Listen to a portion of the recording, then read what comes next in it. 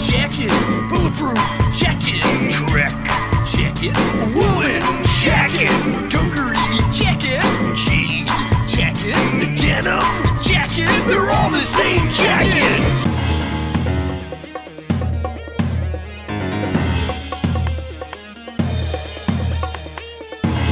Okay, let's do this.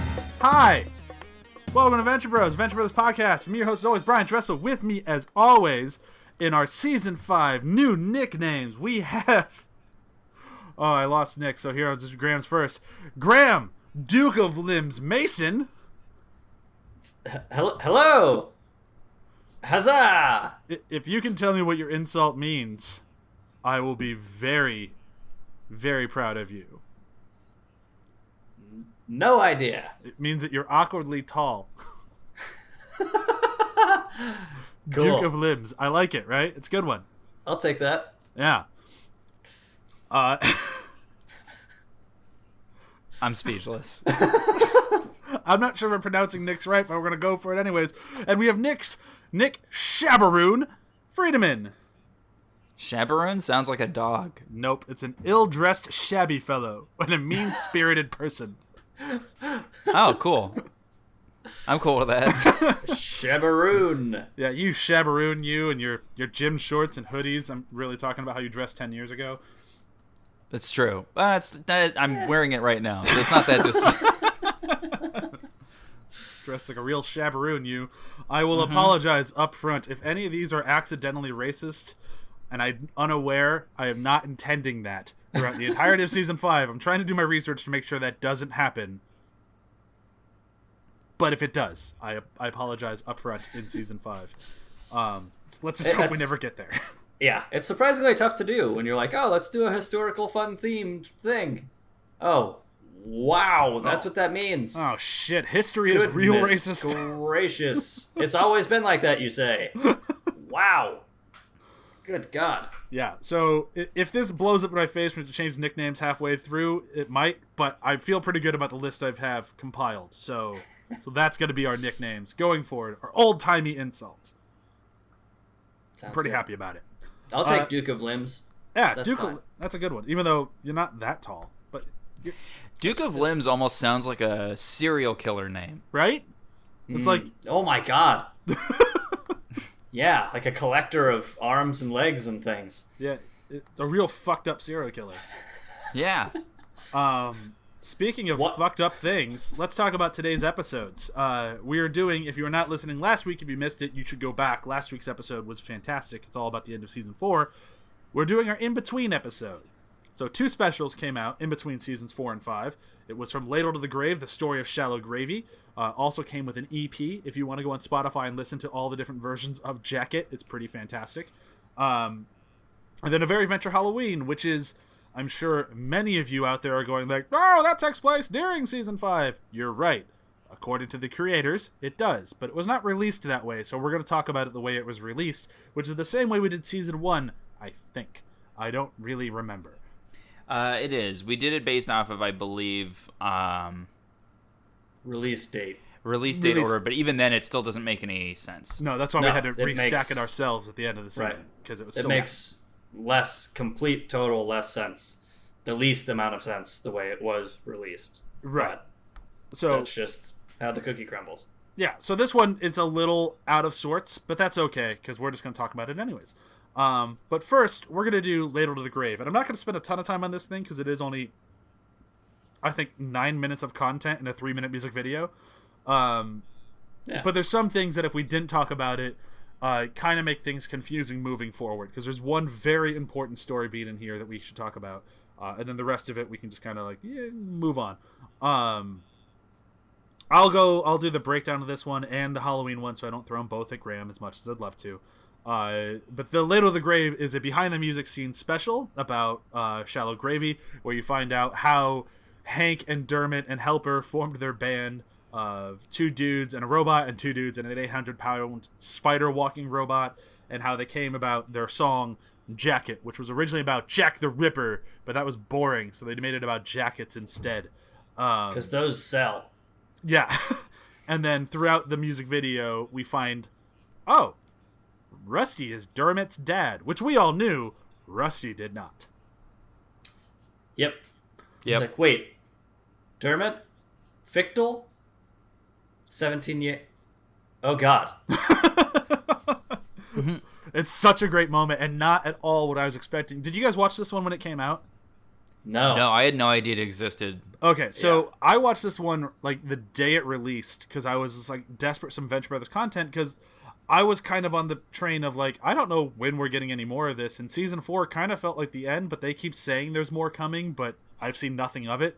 So when this came out, I hopped on it right away. And when that one story beat came out of it, I'm like, oh shit.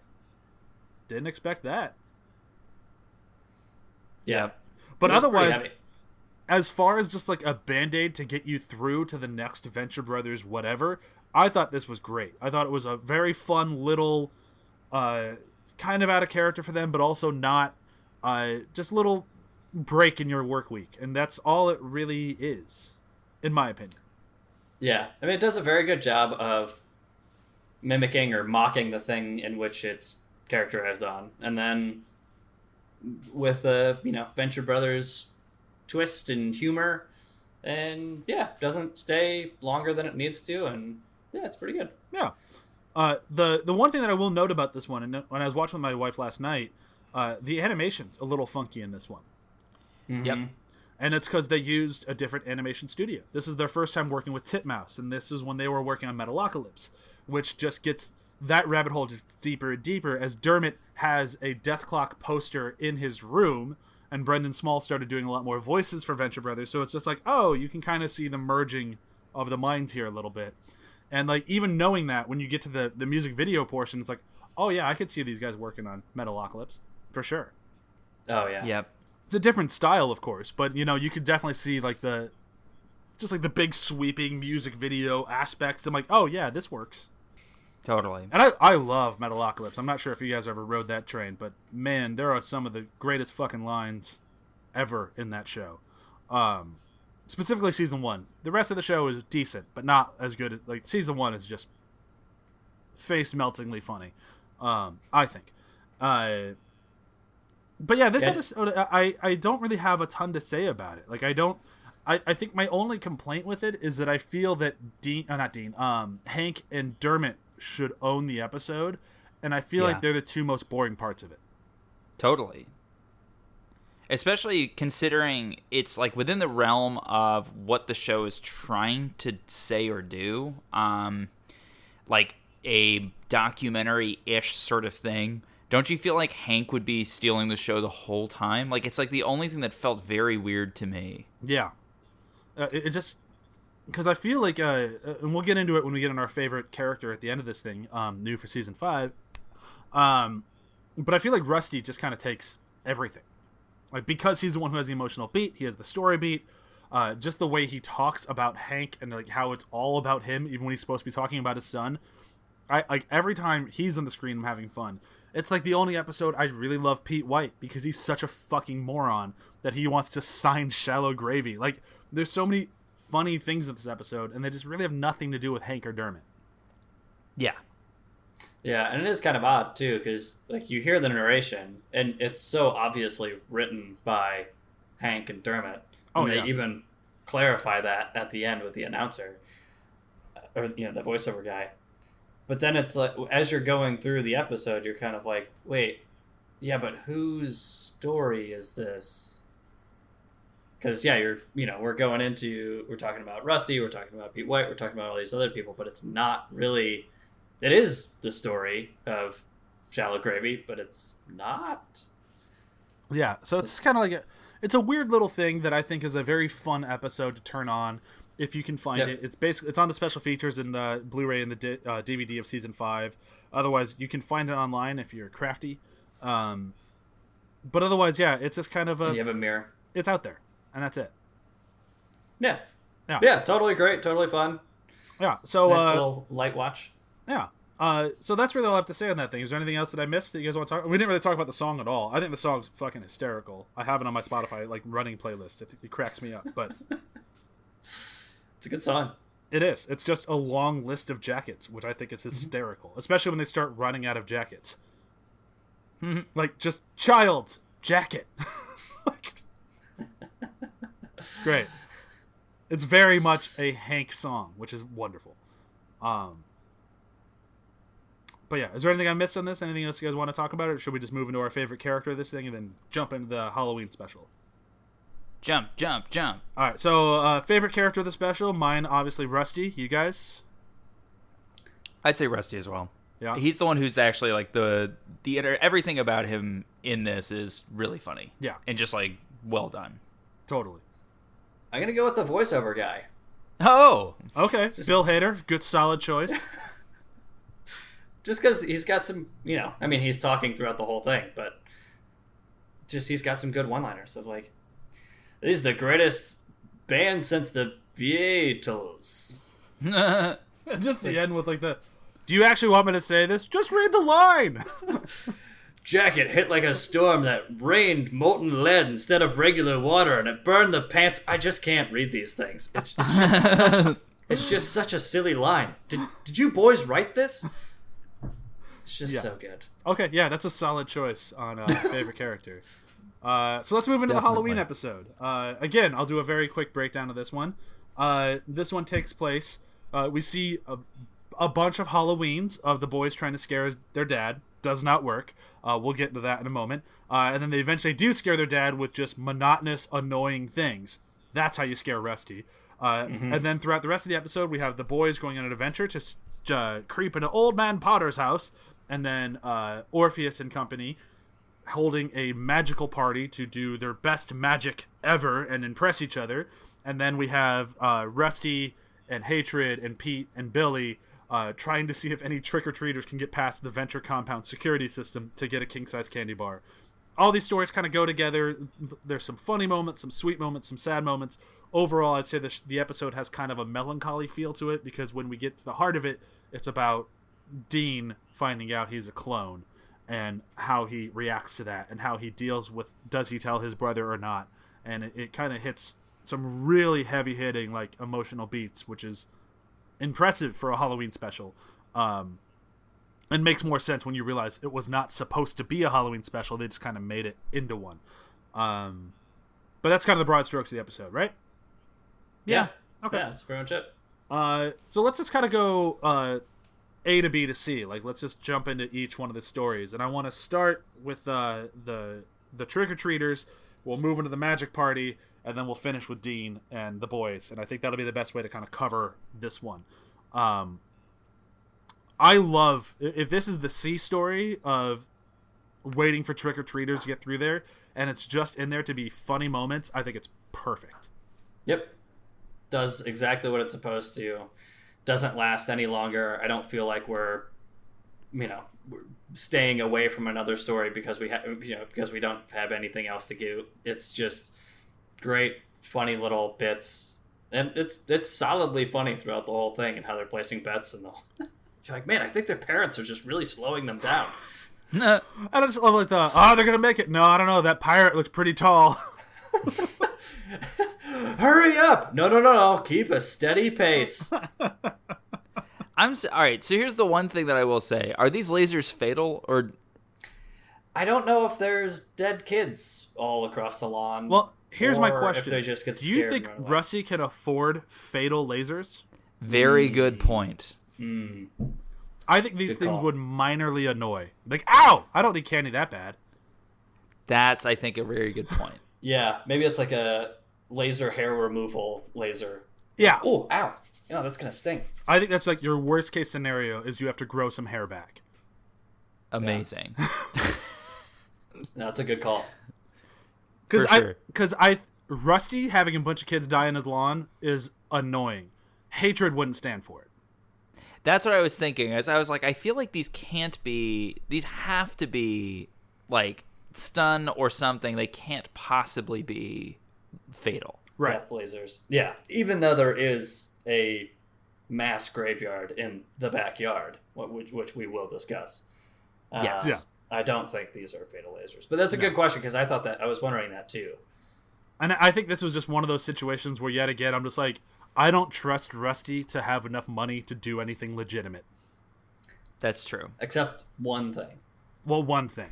But even that, he had a lot of help on. Although apparently this true. is confirmed, he did help on it. So He did help.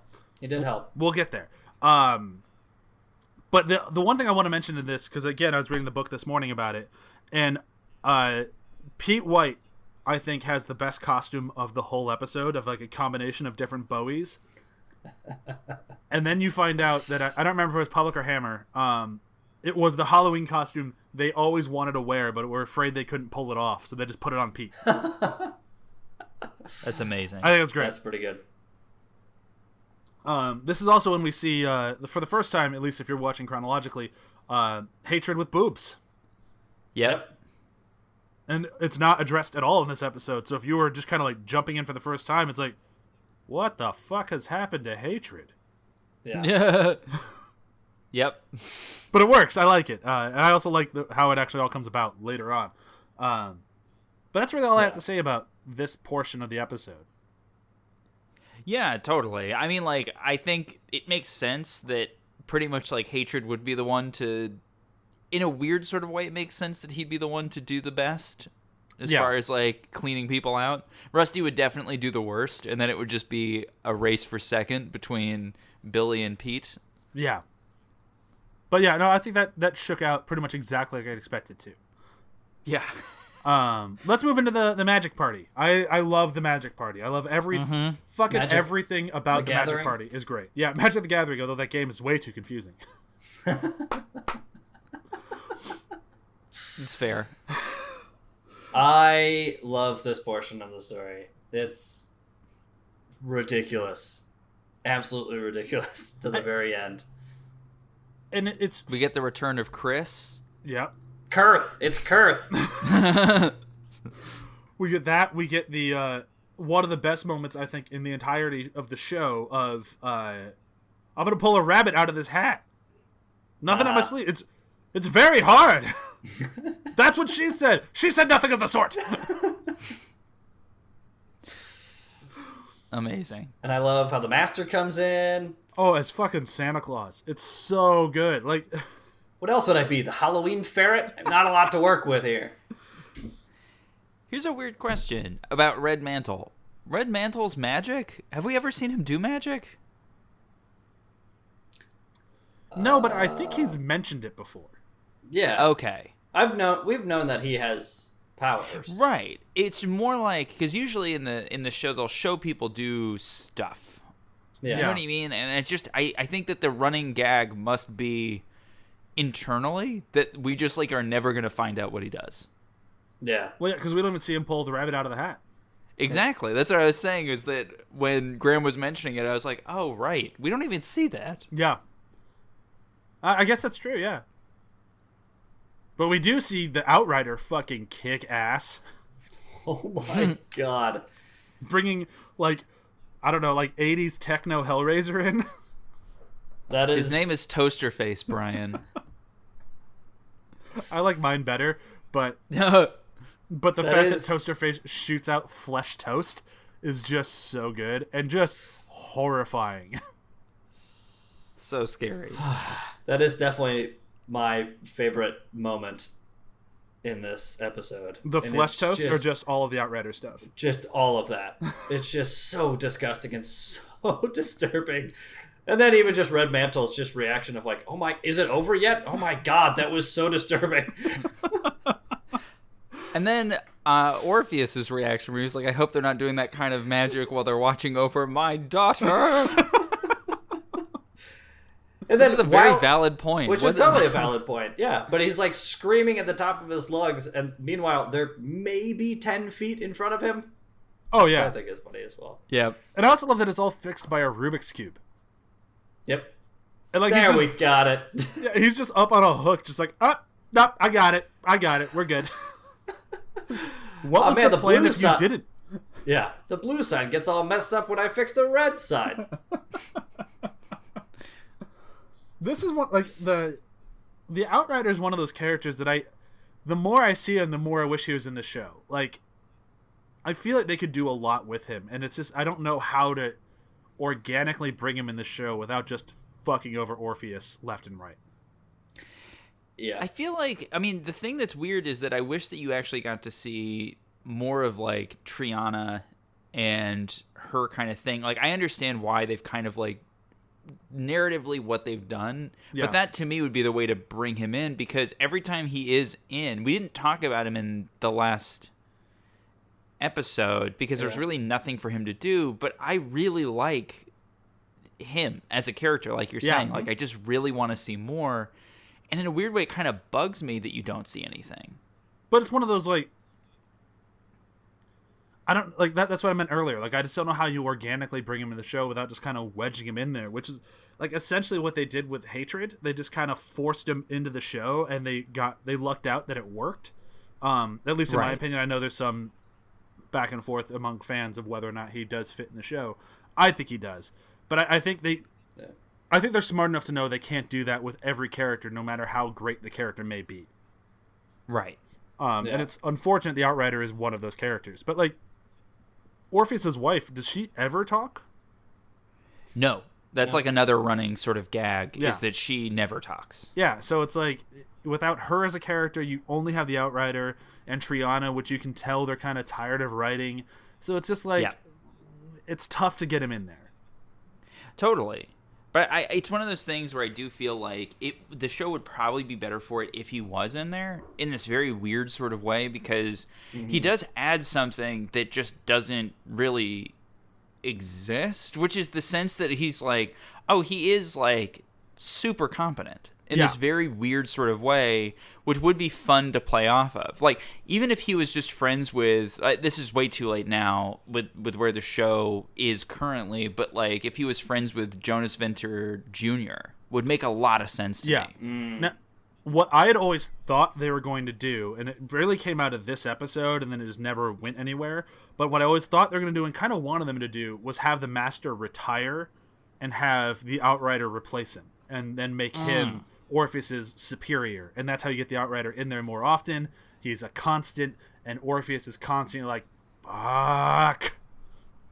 Exactly.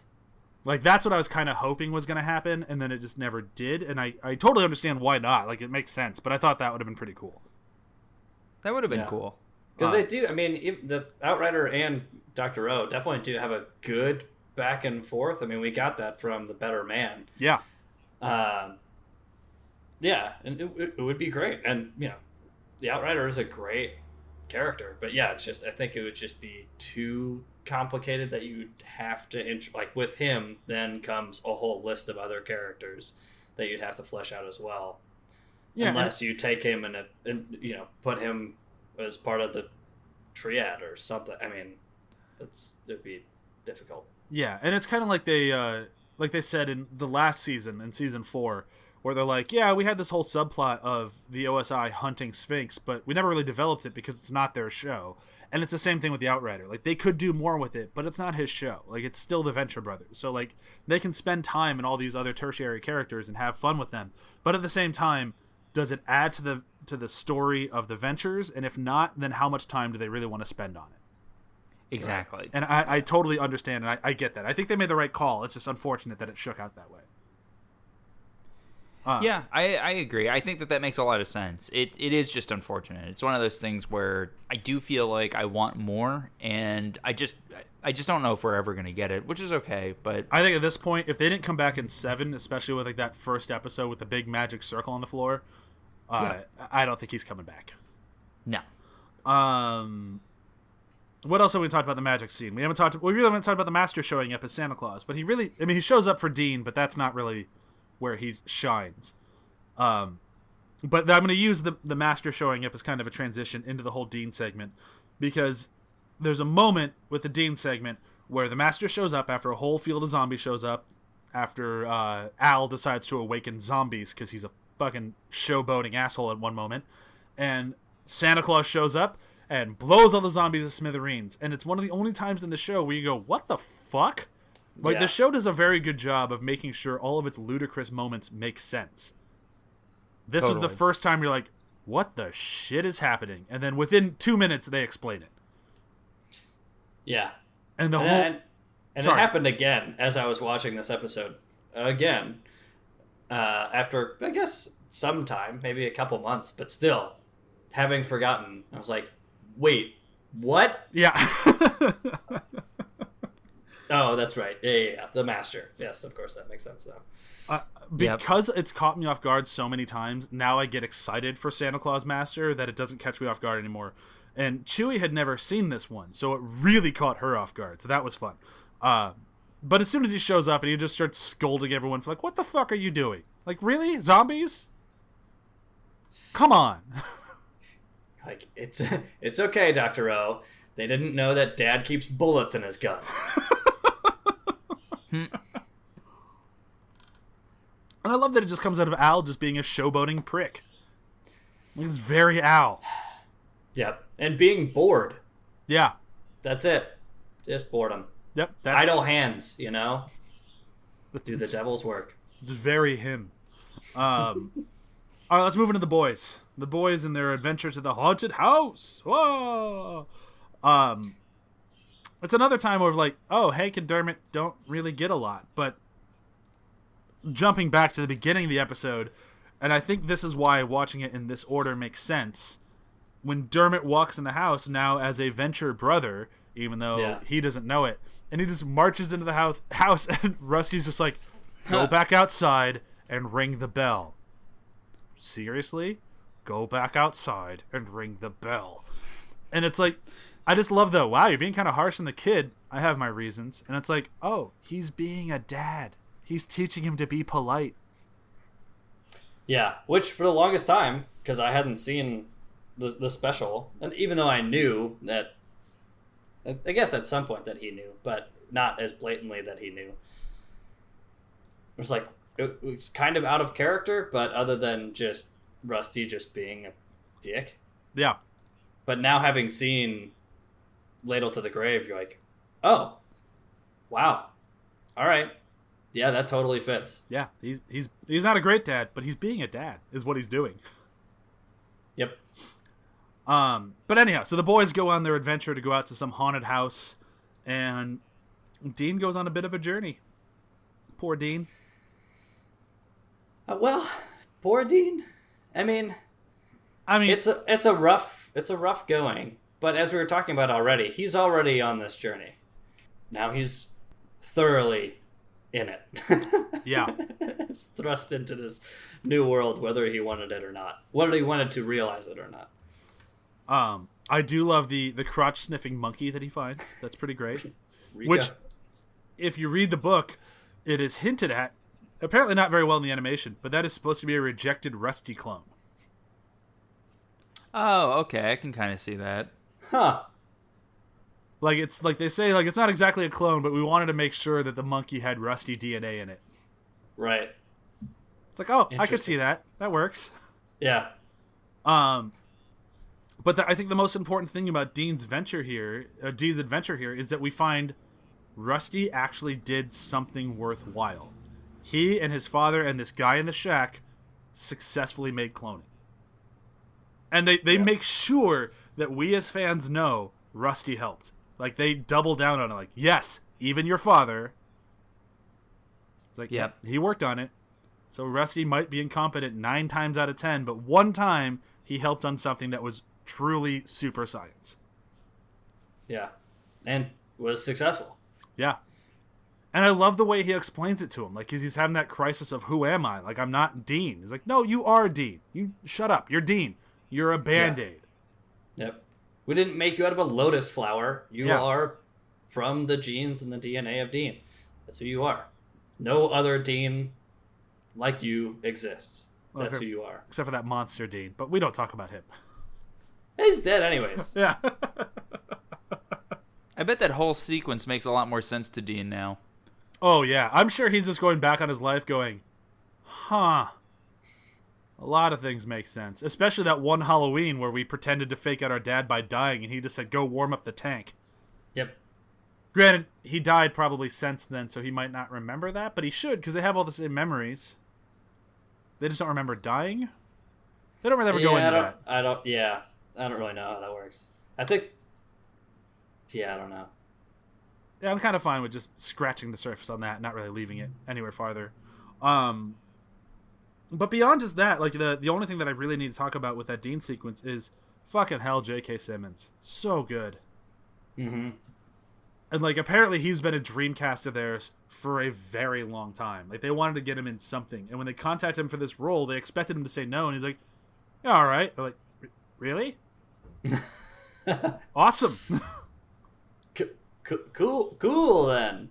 We'll call you later with the schedule. Yeah. And they're like, he's a pro. He takes direction well, never complains. He's like, he just shows up, does his job, and he's unbelievably nice the whole time. Awesome. Yeah. We'll just take a seat and hang out with yous. With Alice Cooper. Yeah, exactly. What have we missed in this? Is there anything else we need to talk about? This one's kind of another shallow episode beyond just the few story beats. Yeah, I mean, it has a lot of, like, really good, consistent moments, but yeah, like, outside of this, there's, like, a handful of big pieces, but it doesn't really, like, kind of, like, Dermot and Hank don't really have a lot to do. There's, like, a handful of things like that, but yeah, they're just hanging out. Yeah, pretty much. And actually, it really made me feel that they did a good job of kind of, like, expanding on their friendship. Because I think beforehand it was that awkward, like, first time hanging out with people feeling, and now it feels like they actually hang out constantly, which is probably really annoying to everybody else. Yeah, and it seems like Dermot has softened on Dean a lot, which is also pretty cool. Exactly. Like, they do not just full-blown hate each other anymore. They just tolerate each other, which is exactly what you get from siblings friends.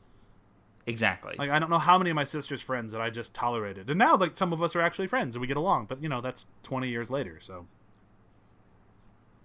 But I feel like it's the same sort of thing with Dermot. Exactly. Yeah. Even though they're actually brothers. Nah. Well, yeah, but they don't know that yet. Yeah. Do they ever figure it out? I don't remember. I think so. I don't think so. They might. We'll find out.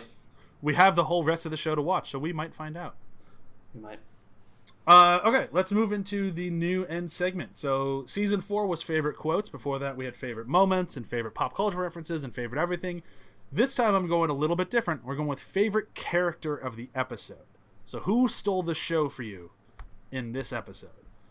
For me, I'm going to go... It might be the running theme throughout most of it. I'm going to go forever has, like, what I connect to the most. And I got to go with Dean, because he had the most emotional punch throughout all of it. And he had the most journey.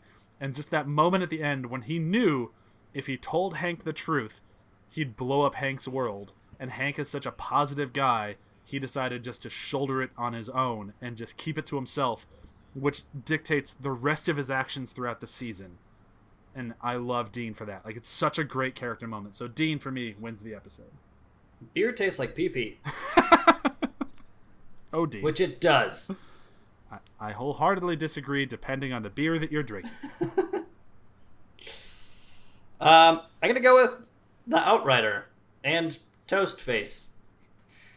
Because, God, it just gets me every time. It's so disgusting and so disturbing, but it's so great. Yeah, for sure. Just the submit to my toast, my pleasure toast. You hunger for it. Ooh. Gah. Gives me the shivers. I don't. And just this when it hits the ground. So good. Nick, what about you? Oh, mine is definitely Toast Face. Awesome. He's just like so revolting. I love the people throwing up in the background. I love the implication that this has been going on for a while. Oh yeah, it's like I'd give it a solid 20 minutes. Yep. Oh, amazing. Everything about it is just like what, and then also the implication that this is kind of like their kink, like the Outrider and Tatiana's kink is like, what do you get out of that? Like, I just don't understand. Like, usually I can be like, all right, I can see it, but I don't know. There's just something so odd about the whole thing that I like. I can't argue with anything you just said, but if I never see Toast Face again, it'll be too soon. So good. Okay, so that brings an end to today's episode. So next week, we have season 5 proper starting out, which is was it What Color Is Your Clean Suit? Yep. It's got Kate McKinnon back. It's got Aziz Ansari in it. It's a fucking solid episode, and I'm very excited to talk about it. Has some just truly ludicrous moments, and it's good shit. Very good shit. And then be sure to listen to all of our other ATH shows. I'm not going to list them all out for you like I do every week. Go to hhpod.com. Find them for yourself. They're all good. Nick, Graham, anything to plug? Nope. Cool. The last plug I'll say, read Matt Dyke's articles because, get familiar with him. Get familiar with his voice as he is coming soon to Venture Bros to fill in for Graham while he goes to Dadland. Yes. We're very excited to have Matt on. Almost as excited as we are sad to have Graham leave. So it's a very confusing emotion, which is very Venture Brothers, so it works out. Yeah. Yeah. Okay, so I will miss you guys. Will you, though? Will you? I mean, I'm going to be at your place as much as you allow me, so you're not going to miss me that much. Because I like the little babies. They're cute. Little babies. I was talking more to the listeners as well, but yes, I will miss you all. And some of you I'll be seeing very soon. Just knocking on the window. Can I come in yet? Is he still little? Is the baby in there? Mine's not little anymore, and he has opinions, and he grabs things, and it's work. Is the little one there? So with that, bye. Bye-bye. Bye. The listeners couldn't see that I was actually toasting them with my coffee. Oh. I'm leaving that in.